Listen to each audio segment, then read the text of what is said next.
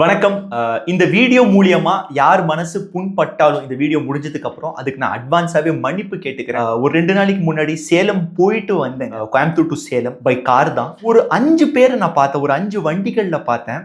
Sunroof open பண்ணிட்டு குழந்தைகளை நிக்க வச்சுட்டு ஒரு ஃபாஸ்டா டிராவல் பண்ணிட்டு இருக்காங்க. முதல் விஷயம் என்னன்னா, அந்த சன்ரூஃப் அப்படிங்கிறது குழந்தைகளோ இல்ல பெரியவர்களோ நின்னுட்டு டிராவல் பண்றதுக்கான ஒரு விஷயம் அல்ல. லைட் உள்ள வர்றதுக்காக கொடுக்கப்பட்ட ஒரு ப்ரொவிஷன். ரெண்டாவது, குறுக்கா யாராவது வராங்க, குறிப்பா ஹைவேஸ்ல நாய் குறுக்கா வந்துடும். சில நேரத்துல அந்த சைட்ல லேன்ல மாட்டை மேய விட்டுருப்பாங்க. ஒரு 100 மீட்டர் சுத்திட்டு வரணுங்கிறதுக்காக நம்ம ஆளுங்க 2 வீலர் குறுக்க கொண்டு வருவாங்க. ஆக்சிடென்ட் அப்படிங்கிற ஒரு விஷயம் பிளான் செஞ்சு நடக்கிற விஷயம் கிடையாது. இமைக்கும் நொடியில நடக்கக்கூடிய ஒரு ஆபத்து தான். நீங்க அப்படி போயிட்டு இருக்கீங்க, உங்க குழந்தையை நிக்க வச்சு ஏதாவது ஒரு நடுவுல வந்துருது. ஆப்வியஸ்லி நீங்க பிரேக் ஹிட் பண்ணுவீங்க. இந்த மன்னிச்சிடுங்க, டெத் அப்படிங்கறது நம்ம இதுல கன்சிடரே பண்ண வேணாம். நீங்க இப்படி யோசிச்சு பாருங்க, நல்லா பிறந்த குழந்தை கை முறிஞ்சு கால் முறிஞ்சு ஸ்பைனல் கார்ட்ல அடிபட்டு லைஃப் லாங்கா பேராலிசிஸ் ஆகுறாங்க அப்படின்னா ஒவ்வொரு டைம் அந்த குழந்தைய உங்களால பார்க்க முடியும். உங்களை நீங்களே மன்னிப்பீங்களா? கொஞ்சம் சிந்திச்சு பாருங்க. குழந்தை அடம் பிடிக்கதாங்க செய்யும். உங்க வீட்டுல இருக்கிறவங்க